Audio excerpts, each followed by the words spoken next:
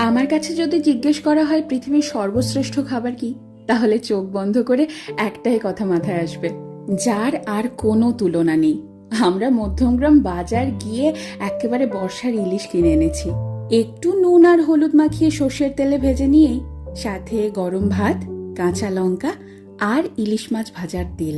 সত্যি কথা বলো, বাঙালির কি আর কিছু লাগে? এই দিয়ে তো পুরো প্লেট খালি। আমার মা যেহেতু স্কুল শিক্ষিকা, তাই অনেক সময় এমন হয়েছে ঘটা করে রান্না করার সময়ই পাইনি। আর সে সময় যদি বাড়িতে ইলিশ মাছ থাকতো, তাহলে এই ইলিশ মাছ ভাজা দিয়ে কত তৃপ্তি করে খেয়ে উঠেছি সবাই। আমার এই বাড়িতে বাবা মা এসেছে, আর সেই তৃপ্তি করে খাওয়ানোর সুযোগটা এবার আমি পেয়েছি। আমার খাদ্য রসিক বাবা গরম গরম ভাত আর ইলিশ মাছ ভাজা নিয়ে বসে পড়েছে। দেখো কত মজা করে খাচ্ছে, দেখেও যেন তৃপ্তি আসছে আমার।